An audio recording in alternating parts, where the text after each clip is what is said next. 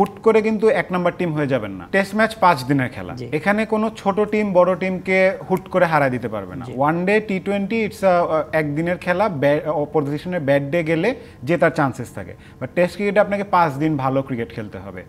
Opposition একদিন খারাপ করতে পারে, সেকেন্ড দিন বাউন্স ব্যাক করবে। টেস্ট ক্রিকেটটা এর জন্যই test, it's a test of temperament, test of your character.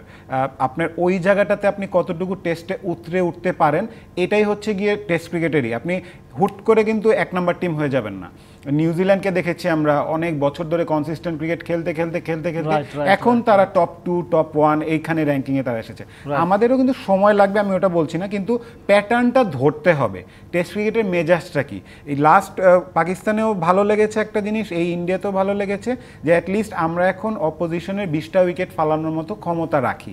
Test ক্রিকেটের সবচেয়ে বেশি ইম্পর্টেন্ট যেটা, ফার্স্ট ইনিংসেও দেখেছি পেসাররা 9টা উইকেট নিয়েছে, উইচ ইজ ফিনমিনাল।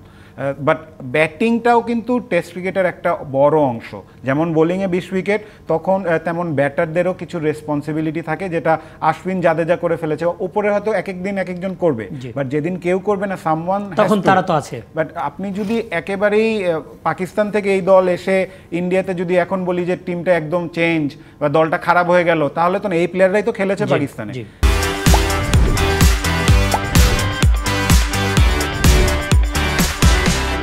এখানে খারাপ করেছে একটা ইনিংস, এখন সেকেন্ড ইনিংসে দেখেন কি করে। যদি সেকেন্ড ইনিংসেও কোনো ইম্প্রুভমেন্ট না আসে, তখন সেকেন্ড টেস্টের আগে তাদের ফার্স্ট টেস্টে কি ভুল ছিল এটা কি তারা রেকটিফাই করতে পারে কি না। একটা ম্যাচ ভালো খেললে ভালো, আমি যেটা বলছি I totally agree with him. এক ম্যাচেই তো টিম ভালো হয়ে যাবে না, আবার খারাপও হয়ে যাবে না। যদি এই ছেলেদেরকে, প্লেয়ারদেরকে আমরা ওই ট্রাস্টটা করতে চাই, ওদেরকেও ওদের জায়গাটাকে ট্রাস্ট করতে হবে যে টেস্ট ক্রিকেটে আমি আজকে ভালো না করলে আমার পেছনে আরেকজন আছে।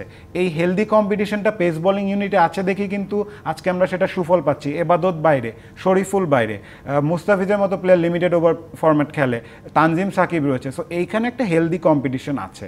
ব্যাটিংয়ে যেদিন এটা হবে তখন দেখবেন যে প্লেয়ারদের মধ্যে তাদের জাগার মূল্যায়নটা তারা করতে পারবে, উইকেটটাকে আরেকটু বড় মূল্য দিবে, যে putting a high price tag of his wicket, যেটা বিরাট কোহলি বা KL রাহুল বা তারা একটা বার যদি একটা ভুল করে সেকেন্ড টাইম ওই ভুল আর করে না।